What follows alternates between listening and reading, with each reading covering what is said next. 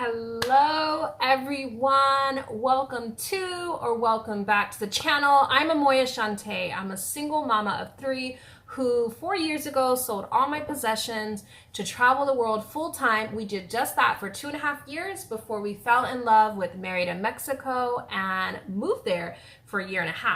But this video is all about why we left Mexico, what that means, and if you stay tuned, you'll find out our reason for leaving and where we're going, what's next, all that good stuff. So we left. We've been in the United States. I am in Florida, the Villages, Florida right now with my grandparents that I haven't seen in like 2 years. Actually, the last time we were here was when we were leaving Albania on our way to moving to Mexico or going to Mexico. This is way before Merida. So we haven't seen them in 2 years. We're back here. And it's been really weird traveling during a pandemic for one. But surprisingly really nice. So we took a 5-hour bus ride from Merida, Mexico over to Cancun. We stayed with friends for a night before we hopped on a plane from Cancun over to Atlanta. Oh my God, I didn't even tell you guys. So we got dropped off by friends at the Cancun airport at one terminal, and we were kind of running a little bit behind because I was being slow, and we ended up getting dropped off at the wrong terminal because I didn't look fully at our tickets. I thought we were flying Aeromexico, which technically we were, but it was being flown by Delta, which is the whole different side of the terminal where you have to like get in a taxi and actually drive to the other side. So we were able to do that and pay like 400 pesos, which is ridiculous, but it's Cancun. Don't expect to not be ripped off while you're in Cancun, because you will be. That's pretty much how it is in touristy areas. So we managed to get to the plane in time, but of course, Alea, my daughter, gets selected as like needing extra security. Luckily, we were already at the gate, but I had already sent one of my daughters, Mia, ahead. She's my middle daughter. She's 14. And then Alea got held up, and I chose to stay with her. Her and the baby was with me, Novella, because I'm like, I'm not letting these people search my child without me there.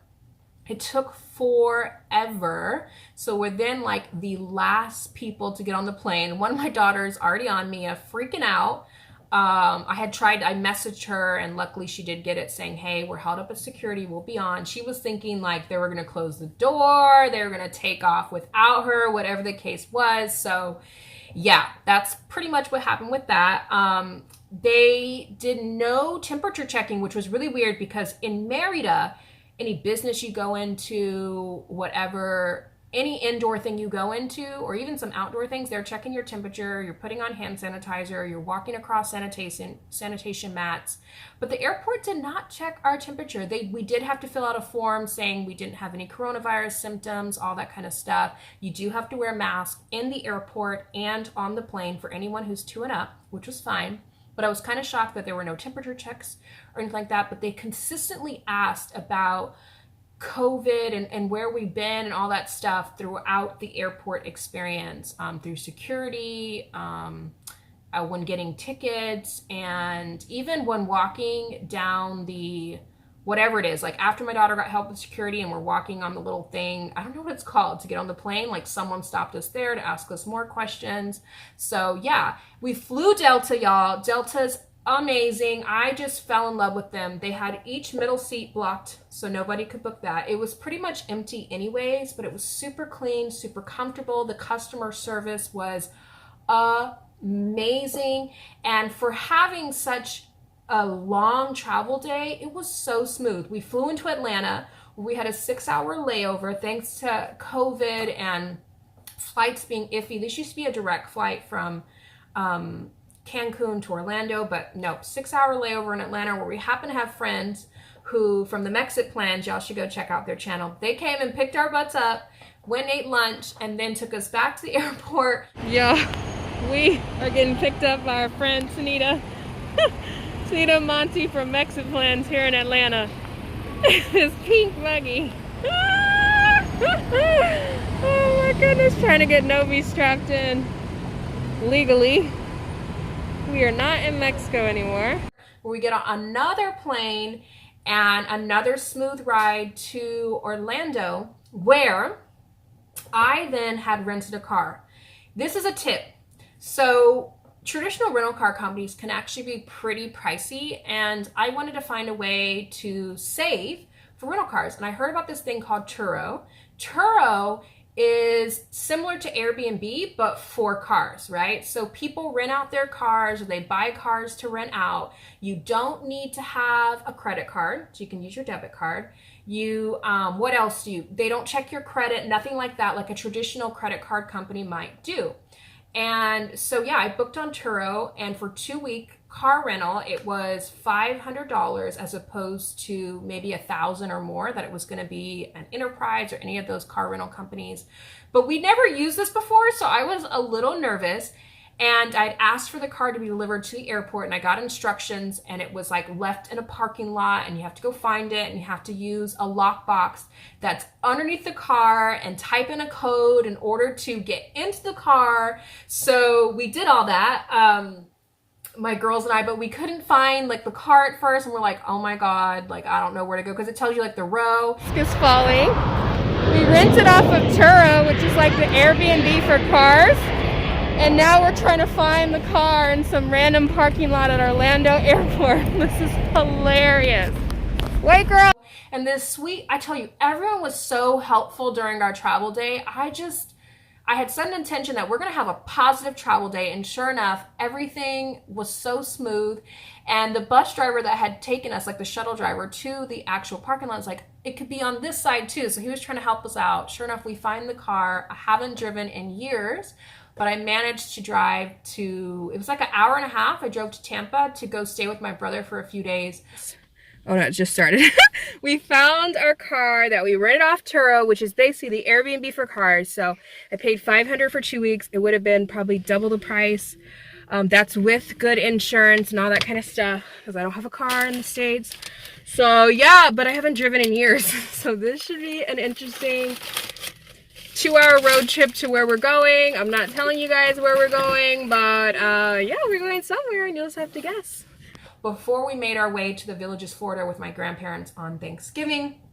So yeah, it was such a smooth travel day. So traveling during a pandemic, although it's not, you know, we're in the middle of a pandemic, so you have to do it at your own risk level. The reason why we left Mexico, so I can let you guys know, sorry, I'm like all the way into this video, is that we were actually supposed to leave Mexico back in May because we are on a tourist visa, or a tourist card. It's not even technically a visa, right? Which gives you 6 months or 180 days in Mexico.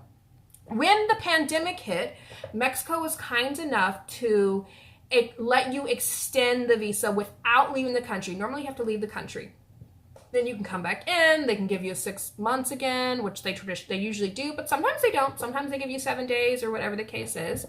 So we were able to extend our visa for another 6 months, which came to now November. And there are ways, and Mexico is still allowing, like in Cancun, other parts, and you can pay someone to go get your visa extended again. But I didn't want to do that again. I just decided that we would fly back to the States, which we did, and we would try and get our residency. So we have not left Mexico for good. No worries. You're still going to get all our Mexico content. We love Mexico. We love Merida. We love our community. But we will be gone for about 6 weeks, which is the longest time ever, right, that I've been in the U.S. Like, I've been freaking out. I haven't been in the U.S. in a year and a half, and it's been great, though. It's been weird. It doesn't feel like there's a pandemic here. I know that sounds crazy, and maybe it's because I'm in Florida. Maybe it'll be different. We're going to a few different places that I'll let you know about soon. But right now we're in Florida, and it is weird. Merida, Mexico is super restrictive, and Florida is just not. So it's been kind of nice, actually, just to like breathe a little bit and be outdoors and just be with family, because we don't know when we'll be back in the States again. We really don't know. We have lots of plans. The world is definitely different now with this pandemic, which changes a lot of things for a lot of people, including myself. But Yeah, so it should be interesting to see what happens with us, but we are going to attempt to get residency finally, become like official residents of Mexico. So wish us luck with that. I will be letting you know about the process of that. You have to start your residency in outside of Mexico. It doesn't have to be the US, but it has to be outside of Mexico. So, and then you finish it in Mexico. And there's all these things that go into it, but we have lots of friends that were able to get residency. We would love to be official residents of Mexico and not even have to worry about the 6 months thing anymore, which a lot of people live. And whether you want to call that illegal or not, living in Mexico without actually having residency, I mean, the border agent's giving you 6 months, the border agent's giving you 6 months. So, and that's what happens. You fly out to reset, you come back in, and often they'll just give you another 6 months. And some people stay in Mexico forever on that tourist card like that. That's what they do. They just leave every 6 months. But for me, I would really like residency. It was supposed to happen back in May, but the pandemic just threw that out the window, right? I'm not even sure, like the consulate, a lot of consulates aren't even open, like all these things that go into it, but I want to document the experience for you guys to show you how you can also get residency in Mexico, which is one of the easier places to get it.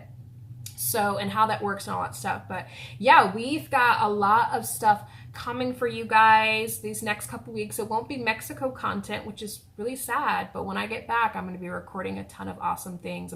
I'm hoping Merida will be even more open then. And I know a lot of you guys are interested in coming down to Merida. Please do. So yeah, anyways, I hope you like this video. I don't know why you're not subscribed. If you're not subscribed yet, please do comment, like, tell me what you want to see. Is there any guesses of where we will be going during this 6-week adventure? Drop it in the comments, let me know. Until next time.